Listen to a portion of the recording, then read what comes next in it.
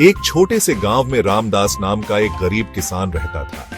वह बहुत मेहनती था, हर दिन खेतों में काम करता था, लेकिन उसकी किस्मत अच्छी नहीं थी, फसल अच्छी नहीं होती थी। रामदास बहुत दुखी रहता था। एक दिन रामदास खेत में काम कर रहा था, तभी एक साधु वहां आ गए। साधु ने रामदास को दुखी देखा। साधु ने पूछा, बेटा तुम इतने उदास क्यों हो? रामदास ने अपनी परेशानी बताई। साधु ने ध्यान से सुना, फिर बोले, बेटा तुम्हें अपनी किस्मत खुद बदलनी होगी। रामदास ने पूछा, मैं क्या करूं? साधु ने कहा, तुम जंगल के पार जाओ, वहां एक मंदिर है, वहां जाकर देवता से प्रार्थना करो, तुम्हारी किस्मत बदल जाएगी। रामदास को साधु की बात पर विश्वास हो गया।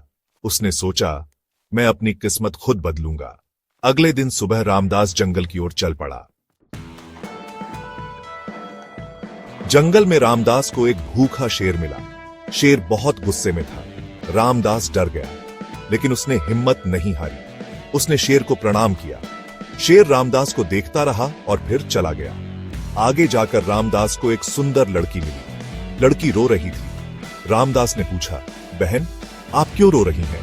लड़की ने बताया कि वह रास्ता भटक गई है। रामदास ने लड़की को रास्ता दिखाया। फिर रामदास को एक सूखा पेड़ दिखा। रामदास ने सोचा, इस पेड़ को पानी की कितनी जरूरत होगी। उसने अपनी मटकी से पेड़ को पानी दिया। आखिरकार रामदास मंदिर पहुंच गया। उसने देवता से प्रार्थना की। रामदास ने कहा, हे देवता मेरी किस्मत बदल दो। देवता प्रकट हुए।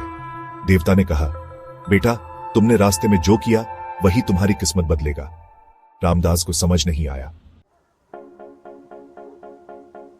देवता ने समझाया, तुमने शेर से नहीं डरे, तुम दयालु थे, इसलिए शेर ने तुम्हें कुछ नहीं किया। तुमने लड़की की मदद की, तुम्हारे अच्छे कर्मों का फल मिलेगा।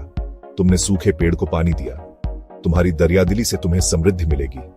रामदास को समझ आ गया। देवता ने कहा, अपनी किस्मत खुद बनाओ, डरो मत, दयालु बनो और हमेशा अच्छे कर्म करो। रामदास गांव लौट आया। उसने हिम्मत नहीं हारी। वह दयालु और मेहनती बना रहा। धीरे धीरे उसकी किस्मत बदल गई। उसकी फसल अच्छी होने लगी। रामदास खुश रहने लगा।